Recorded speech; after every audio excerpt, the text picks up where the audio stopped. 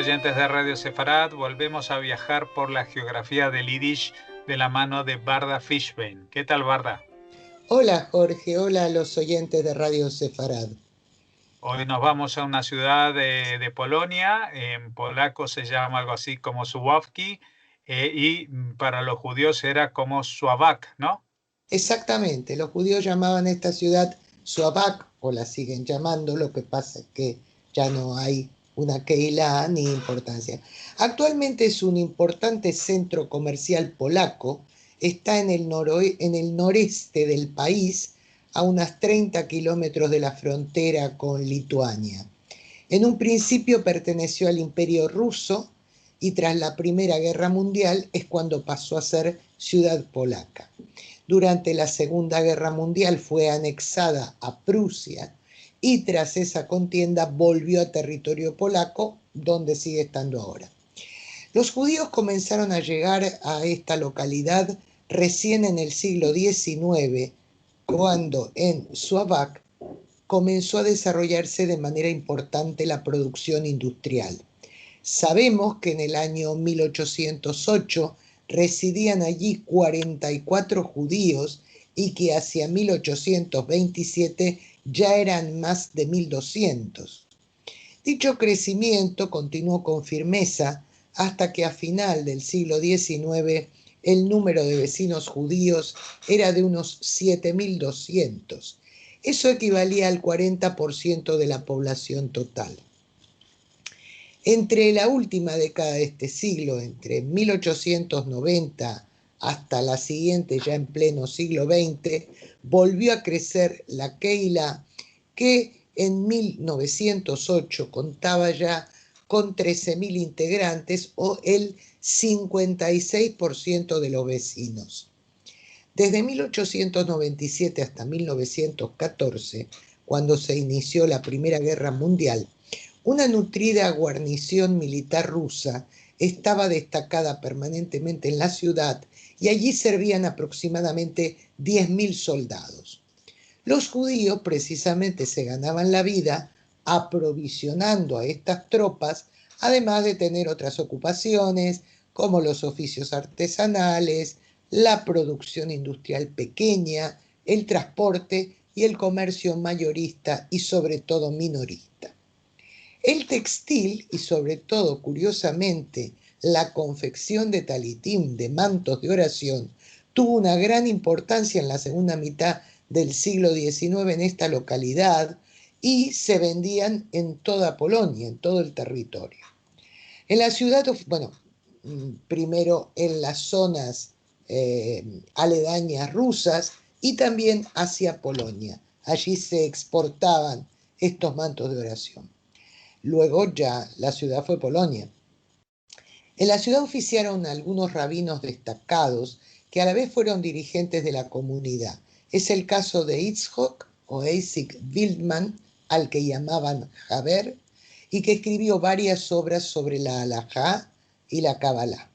Otro eminente rabino local fue David Tevel Katzenelnboge, rabino jefe de la ciudad durante el decenio de 1890, tras el cual se convirtió en el rabino jefe de San Petersburgo, o sea, una promoción importante, digamos. En la Primera Guerra Mundial, la ciudad fue ocupada por el ejército alemán y resultó muy dañada durante la retirada rusa. Sławak siempre fue una zona en disputa, lo que provocó numerosos enfrentamientos entre Polonia y Lituania, porque como ya hemos dicho, estaba muy cerca, a 30 kilómetros de la frontera con Lituania, hasta que en 1920 pasó a pertenecer definitivamente a territorio polaco. Un año después de eso, la población judía representaba nada más que un 34% de la población total. O sea, había bajado mucho su porcentaje, con unas 5.800 personas entre nativas y residentes judíos procedentes de otros sitios. Además de las habituales instituciones de bienestar social, en materia educativa la comunidad judía sostenía varias escuelas elementales o heiders, un Talmud Torah y una yeshiva. Asimismo, había escuelas laicas asociadas a las redes de enseñanza judía moderna Tzillo y Tarbut, y una situación especial en este caso en relación a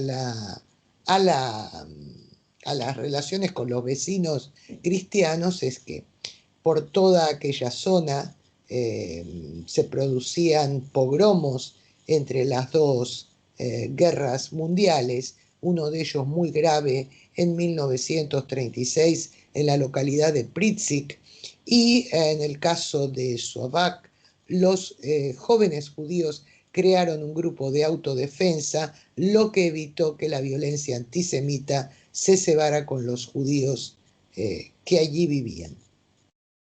En septiembre de 1939, los nazis invadieron la ciudad, incorporándola a Prusia Oriental con el nombre de Sudauen.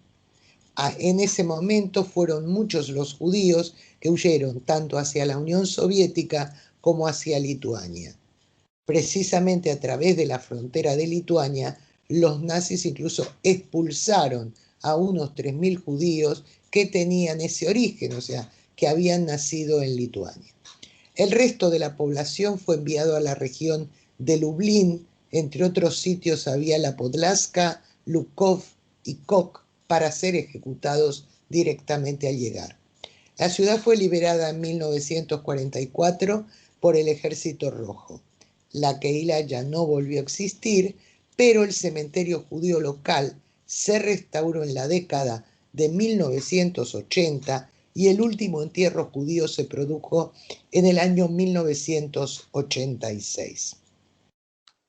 Vamos ya con los ciudadanos destacados, judíos destacados, nacidos en la ciudad, Jorge. En primer lugar tenemos que mencionar a Samuel Rosenthal, que nació en el año 1837.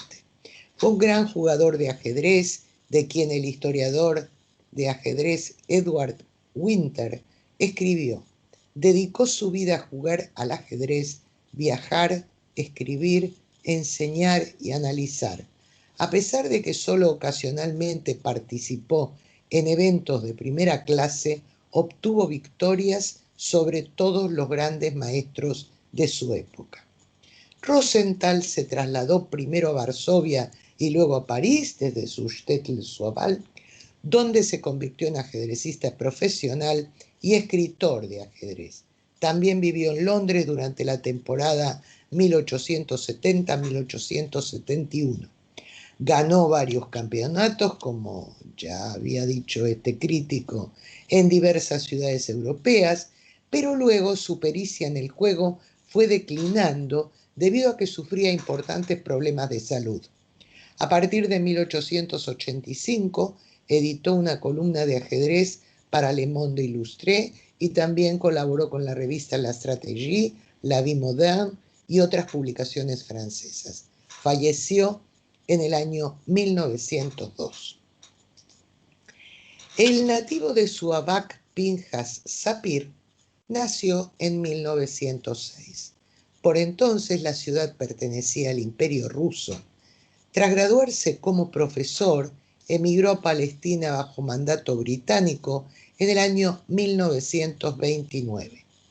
Aunque vivió hasta su muerte en un humilde apartamento situado en la localidad de Kfar Saba, estuvo a cargo de dos importantes ministerios del gobierno israelí. Fue ministro de Comercio e Industria de 1955 hasta 1965 y tuvo ese mismo cargo entre 1970 y 1972. Luego también ocupó la cartera de Finanzas entre 1963, o sea, simultaneó durante 2 años 2 ministerios, hasta 1974, en que solo tenía la cartera de Finanzas. Esto ocupó 2 periodos legislativos. También tuvo otros importantes puestos de gobierno.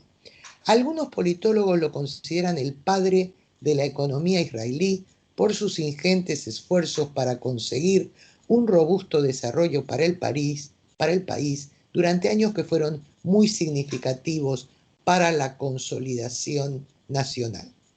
La estación de suministro de agua de Israel, la nacional, lleva en su honor el nombre Pinhas Sapir. Asimismo se le honró dándole su apellido a un moshav fundado en 1978, y en el sur de Israel hay un Sapir College.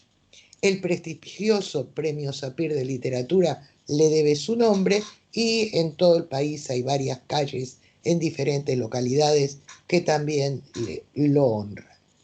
Durante una ceremonia en el Moshav Nevatim a la que asistió, por razones políticas, sufrió un ataque cardíaco, a resultas del cual falleció en el año 1975. Siguiendo con la política, aunque de un orden completamente diferente, en Suabak nació también en el año 1907 Abraham Stern, líder sionista, fundador del Lehi, cuyo nombre en clave dentro de esa organización era Yair.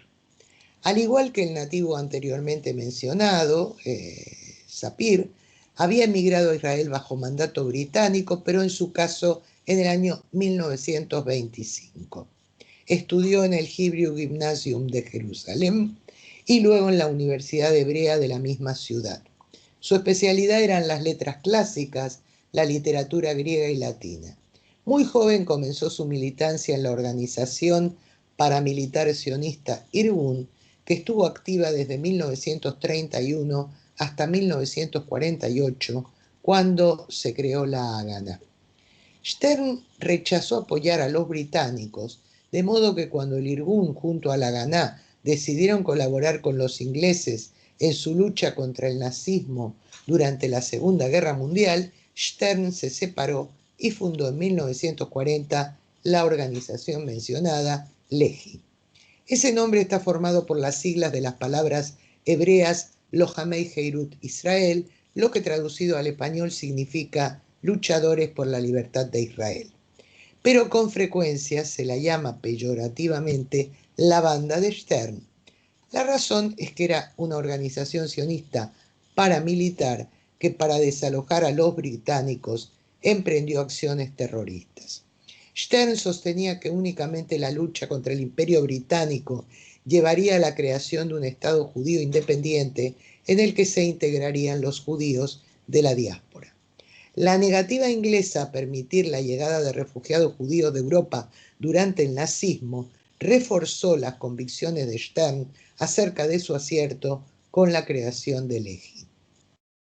El 12 de febrero de 1942, la policía británica capturó a Abraham Stern en una vivienda de Tel Aviv donde se ocultaba.